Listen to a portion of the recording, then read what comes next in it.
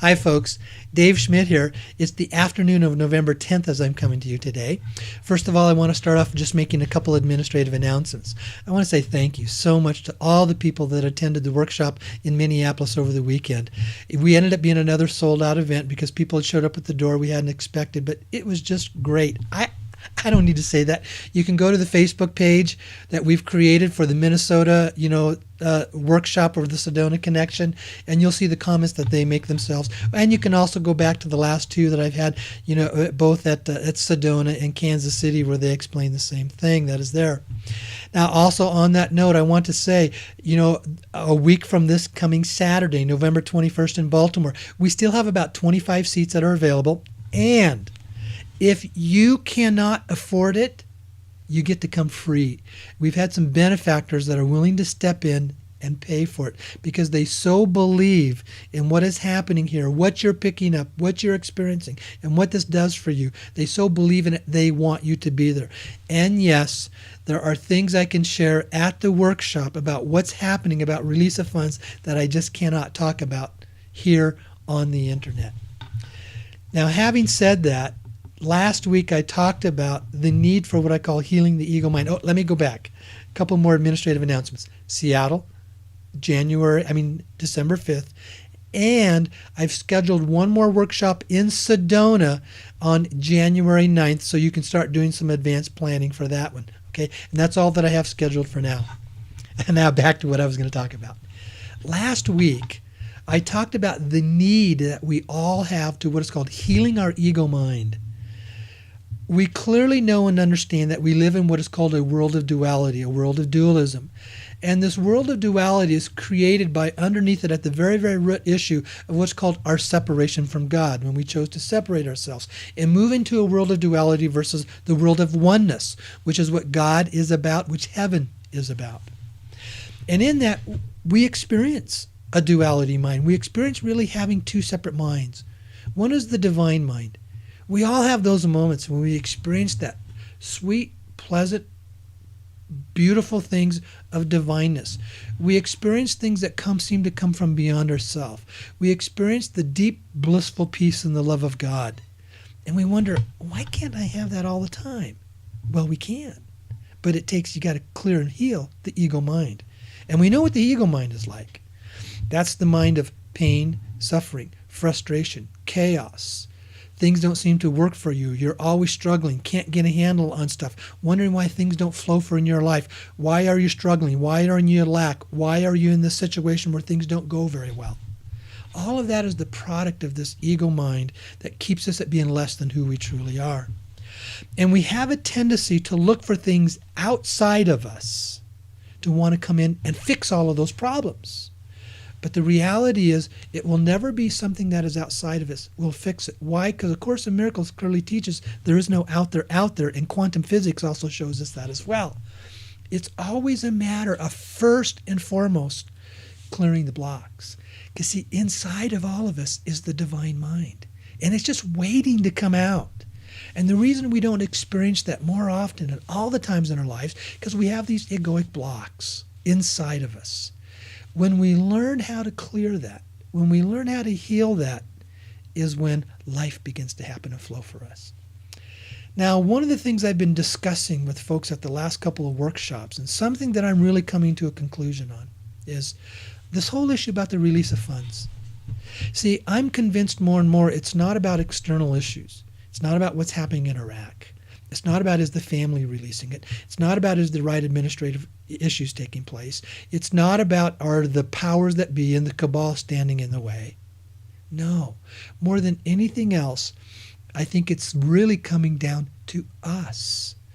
Those who are what are called alert, aware, conscious, and spirit-filled light workers and people who are still having to let go of our egoic attachments. Attachments to the money. So many of us are still involved deeply in the wanting and the needing or the attachment to the money. And that takes place in various levels.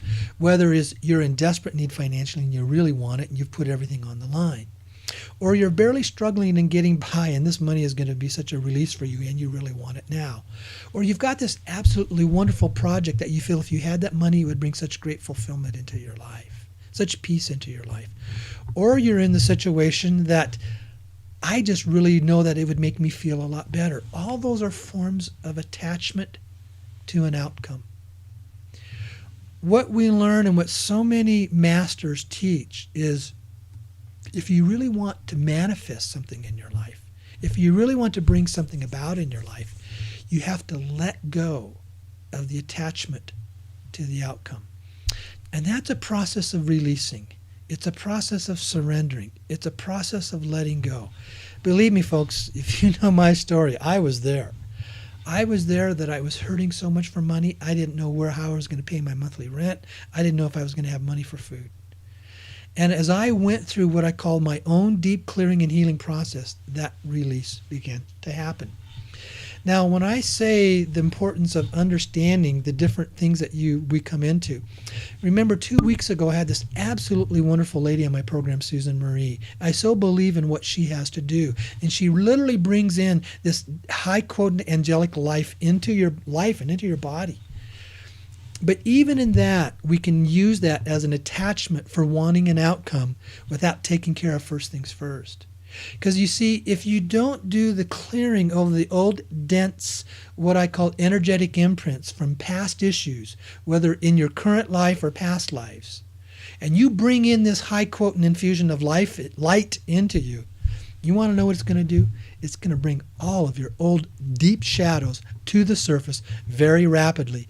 And life is not going to be very pleasant. In fact, life will, for a period of time, will get painful if you don't work through all this stuff.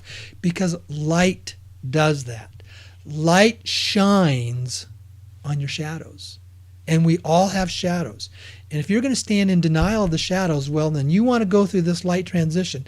Guess what? You think it ain't going to happen? It happened. I went through it. It was interesting when I worked with Susan, and also when I went to visit her at her home in Canada, and I had Suzanne and Candace with me, and all three of them were basically working with me, and I was laying on that table for 2 hours. On one hand, yes, I had this great experience, but on the other hand, I went through some of the deepest pain of healing that I've gone through in a long time, because it brought my stuff up to the surface.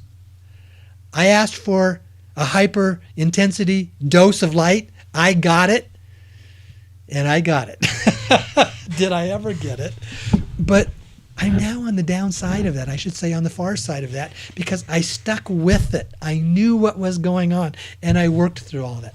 Now, I want to share some other things with you, and I want to go through some of my notes in what I'm doing and all this stuff here. You know, it's sometimes when we go through these experiences, we want the instant fix. We want the quick fix now. We want all the light now, but not willing to do the foundational work. You know, when we come to these high infusions of light, or when we come through what I call it, and I talked about again last week, the mantras, the affirmations, the decrees, if they really worked, guess what? Then we would have, as a human race, have healed and fixed this planet thousands and thousands of years ago. There's a reason why they don't work. Why? Because you got to deal with the foundational issues first. You got to clear the shadows. And clearing the shadow work is not necessarily that hard, except for one thing. There's a huge resistance to it. You see, the ego mind is extremely resistant to us wanting to clear it and heal it, because the ego mind knows that if you begin to heal that, it's a death to it, and it will resist that death at whatever it can to do it. It's because of the deep, deep resistance to looking at our shadows and clearing and healing our ego shadows of why we keep coming back lifetime after lifetime for hundreds and thousands of years, of why we don't get there. Because remember, if there was a way to have a quick fix, there's millions and millions of people who have been down this road before us before. We're not smarter, we're not better, we're not greater in light, we're not more spiritual than the millions who have been there before us. In fact, they probably did it better than we did. But it's a collectiveness of us as the human race not wanting to look at the shadows. not wanting to do the clearing and the energetic work that is in there. And it's this resistance that creates more of the problem. And I believe also it's this resistance in conjunction with attachments to money outcomes that is stopping the flow of funds more than anything else. I've discussed this with the people in the workshops in the last couple ones, and they get it. They understood it, and they said, yeah. Because you see, if we had about 1,000 people who really clearly were willing to do their work, to go deep within, to do the first priority first, and clearing out all the energetic stuff so that then light does flow through and light does do its work. And then when all the affirmations and the mantras and the decrees do work, and they don't fail 99% of the time, if we had that many people, we would change this world. And we would release the funds, and the funds would be released to us. Because see, 1,000 people who are sincerely focused, have done their work, being able to be what is called clear channels, to allow the flow and the light and the energy of the love of God to come through them, they can overcome literally millions and millions of people that are still living in density. And we could overcome all the density and the darkness of the cabal if you had about that many people to do that. That's why I talk about this. Because I'm an absolute firm believer that there is nothing out there on the external that doesn't first start on the internal. Because we live in a world where everything is energy. And everything that we experience in our lives, externally, all relationships, all experiences, always first start on the outside. They always first start etherically on the inside, and then they make their way into our physical outer external lives. Because the physical external life is nothing more than an extension of what's happening on the inside. That's all that it is. We are here as a people to truly become people of light, to become people of the love of God. But to do that effectively, we have to be willing to do our healing work. Now, I need to be really, really honest with you. As much as I have this deep, deep respect for Susan Marie and what she does, and believe me, I'm so thankful for what she did. And I'm very proud of the fact that I've extended myself to her, given her that exposure, and she has had hundreds and hundreds of you who have responded to her. That is one area that we have a little bit of a difference and of a disagreement. I feel it's very, very important that you do your inner work clearing work first, and then what happens sticks. And if you don't do that first, you'll get a good experience and you'll be back on the merry-go-round again, but it's not going to really stick within you. You're going to have to continue to work at it and continue to do more and more. And you'll have a great experience and it'll last for a little bit, but it'll fade. Because why? Because the density is still there that's overshadowing it, and you have to come back. It will always come back that you're going to have to deal with that work. And if you don't like what I have to say, well, it's not really me you're arguing with. It's Jesus that you're arguing with, because how he teaches that in A Course in Miracles. See, A Course in Miracles is distinctly different than almost anything else that is out there. In its uncompromising part of its teaching of what is called being what is called pure, non-dualistic in its teaching. The only thing that comes very close to it, and it does come close, is the Vedanta out of the ancient Hindu teachings. The Vedanta comes very close, but nothing else does it like A Course in Miracles. And that's why I use that as a foundation in my life and what's extremely important to you. Some of you still wonder, is this going to really happen? Oh, I absolutely believe that. Because, see, I've been there. I've tasted it. I've seen it. I'm aware of the money. I'm aware of the gold. I'm aware of the funds. I'm aware of the family structure. I'm aware of all that is happening. But I really believe this is not something of them being in control and charge. It's not blocks that are coming from the cabal. It's not about that the external issues of the banking structures aren't set up. It's not about what's happening in Iraq. It's about what's happening in you and me.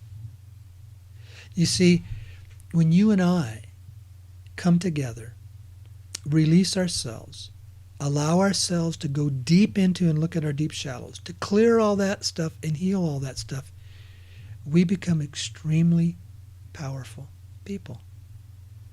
But as I said, we don't see it a lot because there's so much resistance to it.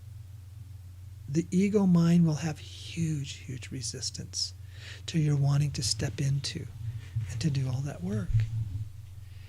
When you have been around the block on that a few times, and you've had your butt kicked enough times by the ego, and you failed so many times in what seems to come your way, and you struggle so much, and you go through such deep pain, and you cry out and you wonder, why is this happening to me? And then you get a taste of what it's like to clear and to heal, and you experience the difference. All of a sudden your soul begins to hunger for that, and you want that more than anything else. You want that because you realize, wow, this is what I really, really want. And then all the external stuff seems to somewhat fade away. It doesn't become as important anymore. There's nothing externally that you're looking for to find value and importance in your life. It's not that it's wrong to do all that stuff. In fact, when you do that healing work and you heal the ego mind, you still get to do those things, but all of a sudden now they carry much more joy. They carry much more meaning. There's a lot more happiness. There's a lot more purpose, and life becomes fun. It really does. I've shared with you the experience of what I've gone through in this. And I get to know, one of the reasons why I get to share this with you is because I get to be, I guess in so many words, a poster boy. My job is to experience it on both sides and to show it and display it to you, that this is something that can happen in your life. I struggled for so many years of my life, couldn't figure out what was going on. I did my deep clearing and healing work, and boom, all of a sudden something broke. And since then, my life, other than one specific issue that I'm still somewhat working through, but I'm almost done with it totally. I don't have the energetic attachments around this issue with this person anymore. There's a real release and a real freedom that is happening deep in my soul. Other than that, my life flows. It flows with a sense of ease. And I'm stepping into doing what I love to do. And you get to do that too. You can experience that yourself. But first and foremost, it comes back to clearly understanding what it is you need to do. You get in touch with your soul. And you get in touch with your soul by listening to your emotions and listening to the stuff deep inside of you. Learning how to live from your life what is called from an intuitive manner instead of an external manner. When we do all that stuff, life takes on a whole different meaning for all of us. And we hunger for that. Down inside, but that's what the soul hungers for. And down inside, our soul is always leading us into experiences to bring us back to that, to do that work. Because that's what the soul wants for all of us deep down inside. And that's what we really want. You get to step into life having a sense of purpose and fulfillment. You see, now ask me how long is it going to take for the funds to be released, which is really what we're wanting. I don't know. I really don't know. I've got a sense of feeling on some stuff, but it's just a hunch and a feeling that comes intuitive with me, and I'm not going to share that. I'm not going to go into that. But one of the most important things I can know is learn how to let go and to release any attachments, energetically and emotionally, that you have about wanting or needing the money. Surrender to that. Allow yourself to surrender to the Holy Spirit. And watch the freedom begin to come, and you'll sense the growth, you'll sense the healing taking place within your own soul, and you'll find yourself wanting there. And you work and focus on that, and the externals begin to take care of themselves. They really do. I'm going to talk about this more on the radio program. Of all the things I've shared with you, last week and this week is probably the two most important things to me that I could ever share with you.